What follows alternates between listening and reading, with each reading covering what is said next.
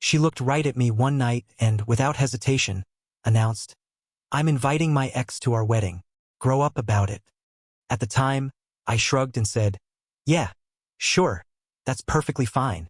But instead of letting it slide, I decided to play my own card.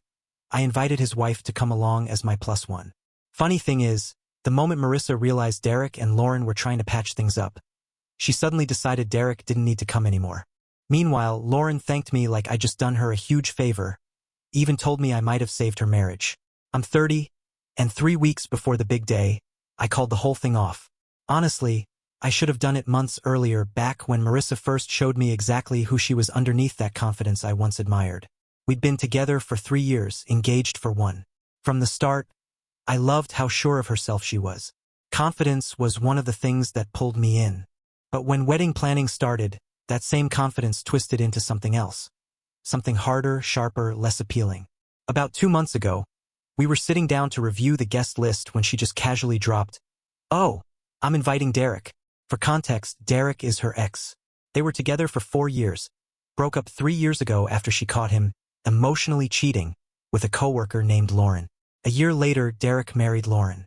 I blinked at her and asked, "Wait, me? Your ex? Why would you invite him?" She shrugged it off like it was the most normal thing in the world. "We're still friends. We grab coffee sometimes." That was news to me. We'd been together for 3 years, and not once had she mentioned these little coffee hangouts. I told her, "I'm not okay with your ex being at our wedding." She rolled her eyes and snapped back, "Seriously, Adam? Grow up. That was years ago. I'm over it." I pushed, "If you're really over it, then why does he need to be there?" Her reply, "Because he's part of my journey. He helped shape the person I am today. Don't be so insecure." "It's not about insecurity," I said. "It's about boundaries." She actually laughed at that. Full-on laughed. "Boundaries? Please, you're jealous of ancient history. Derek's coming. Deal with it." The way she dismissed me, the tone, the contempt in her voice, should have been enough for me to walk right then and there. But instead, I just sat back and thought, "You know what? Fine. That's perfectly okay." Her face lit up, like she'd just won a battle. "See? That's maturity. I knew you'd come around." That night, though, I couldn't shake the feeling. So I did a little digging. Looked Derek up on social media. His relationship status said separated. His posts were all vague messages about finding himself and new chapters. His friends were leaving comments that sounded like they were helping him through something heavy. Then I checked Lauren's profile.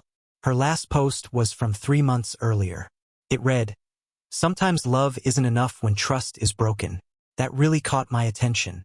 The next day, I decided to reach out to Lauren on Instagram. I sent a message that went like this: "Hi, I'm Adam, Marissa's fiancé. This might sound strange, but I wanted to personally invite you to our wedding. I know you and Derek are separated, but you're still technically family to someone Marissa considers an important friend. I'd love for you to be there." She saw it but didn't reply for 2 days. Then finally, "Is Derek going to be there?" I answered, "Yeah, Marissa invited him." "Does she know you're inviting me?" "Not yet. I wanted to check with you first." She replied with one word, "Interesting. I'll think about it." A week later, Lauren messaged me again. "I'll come, but I have questions. Can we talk?" We met up for coffee. She wasn't what I pictured. She was quiet, thoughtful, but she looked exhausted, like someone who'd been through too much. She asked, "Adam, why did you really invite me?" I told her the truth. "Honestly, because Marissa insisted on inviting your husband to our wedding and told me to grow up about it. I figured if she gets to invite whoever she wants, then I get the same right." Lauren let out a short, bitter laugh. "She's still hung up on him." I frowned. "Wait, what? You mean those coffee dates?" Lauren shook her head. "Not just coffee. She's been texting him constantly, telling him he married the wrong person. That's why we separated. I found the messages." My stomach dropped. Lauren showed me screenshots. Marissa telling Derek she missed him. Derek replying that he made a mistake. And Marissa writing, "After my wedding, things will be different." After the wedding, that was her plan. My theory? She wanted the wedding, the gifts, the spotlight, the big celebration. Then, once that was out of the way, she'd either cheat with Derek or leave me altogether. But first, she wanted the big day. Update 1. I sat with that information for a few days trying to process it all. Then I made my move during dinner with Marissa. I said casually, "Hey, I added someone to the guest list. Lauren, Derek's wife." She nearly spit out her wine. "What? Why would you do that?" "Well," I said, "you told me Derek's part of your journey. Lauren's part of his. It's all connected, right?" "They're separated," she shot back. "Still married though," I said. "And you told me to grow up about exes at weddings. So hey, I'm just following your advice." Her face turned red. "This is different. You're being petty." "Petty?" I asked. "No, I'm just being inclusive. You invited who you wanted. I'm doing the same." "So, can I uninvite her?" she asked. "Nope. You wouldn't uninvite Derek when I asked. Same rules apply." She stormed out of the restaurant and came back an hour later with tears in her eyes, trying a different tactic. "Adam, you're ruining our wedding. Lauren hates me." I looked at her and asked, "Why would she hate you? You said it was all ancient history." "She's always been jealous of me," Marissa muttered. I raised an eyebrow. "Jealous of what, exactly?" She had no answer, at least not one she could give without admitting everything. 2 days later, I got a text from Derek. We had never spoken directly before. "Hey man, heard you invited Lauren. That's messed up." I texted back, "My wedding, my guest list. Just like Marissa said. You're the one putting me in an awkward position." "Dude, you're making this complicated." I replied, "Nobody's forcing you to come. Marissa wants you there and I want Lauren there. Guess you'll both have to be adults about it." He stopped responding.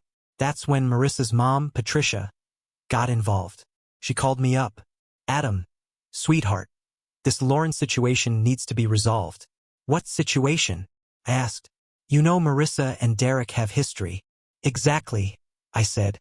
"That's why I don't understand why he's invited. They're friends now. It's healthy," she insisted. "Then it should be healthy for me to be friends with Lauren." "You don't even know her," Patricia snapped. "I know Derek even less," I told her. "And yet he's invited." She hung up, clearly frustrated.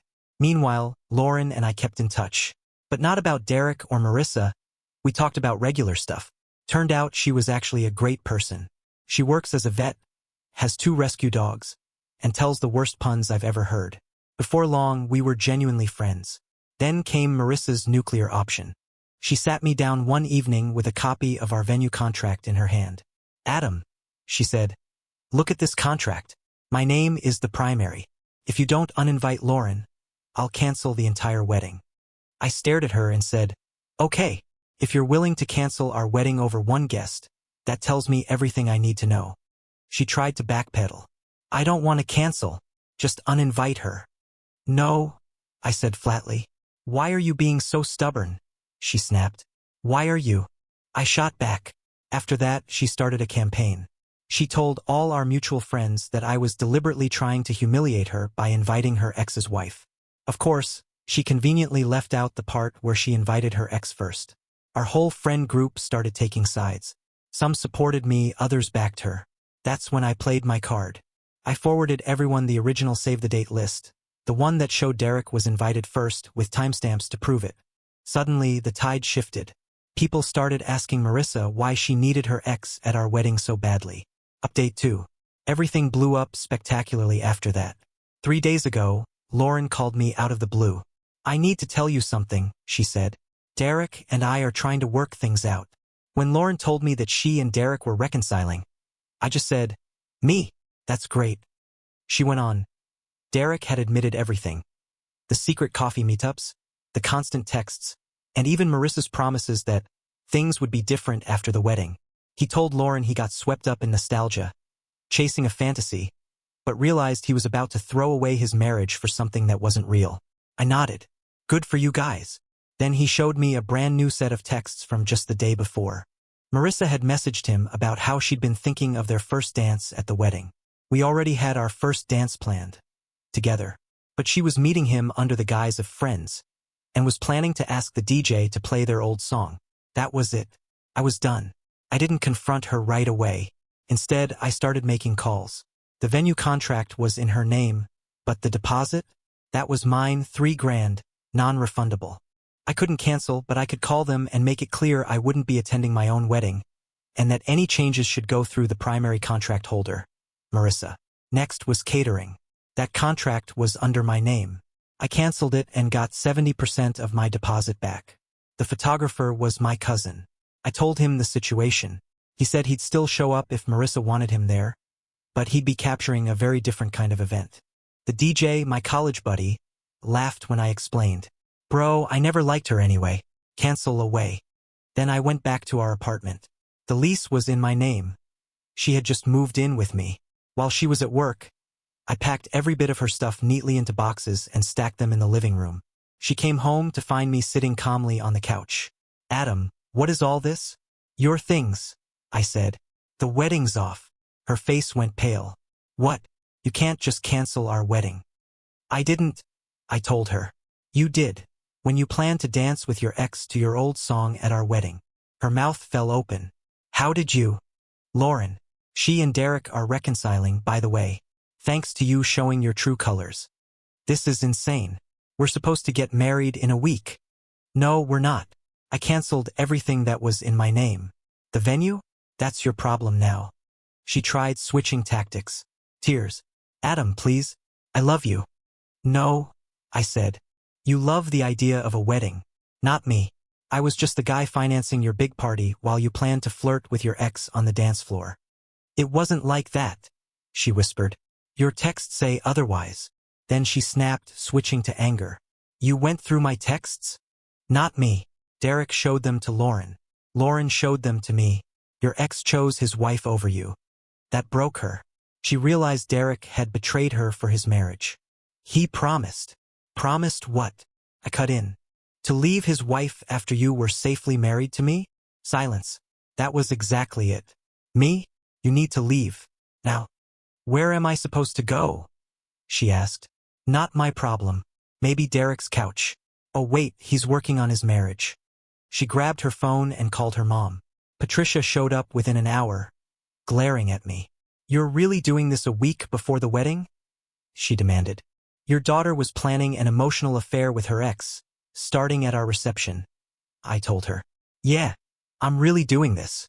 You don't have proof. So I handed her my phone, open to a single text. Marissa to Derek. After I married, Adam won't be as attentive. We can spend more time together. Patricia's face changed instantly. She turned to Marissa. Is this real? Marissa couldn't deny it. They left together with her boxes. Final update. The wedding day came and went. Marissa kept the venue, since she couldn't get any refund. From what I heard through mutual friends, she tried to spin it into some kind of celebration of independence party. Out of 150 seats, 12 people showed. My cousin, the photographer, went with my blessing. Later, he sent me the pictures. Marissa in her wedding dress, crying alone at the head table, the dance floor completely empty. Derek and Lauren weren't there. They were away on a marriage counseling retreat that weekend. Speaking of them, I got a message from Lauren last week. Adam, I wanted to thank you. When you invited me to your wedding, it forced everything into the open. Derek had to face what he was doing. He realized he was chasing a fantasy and was about to lose reality. We're not perfect, but we're working on us. You saved my marriage by refusing to be a doormat in yours. Derek even reached out himself. Hey man, I owe you an apology. I got caught up in the past. Marissa made me feel like I was 25 again, before responsibilities and real life. But when I saw Lauren was invited to your wedding, it hit me. I was about to ruin 2 marriages for nothing more than an ego boost. Thanks for the wake-up call. I told him, me? Just glad you figured it out before it was too late.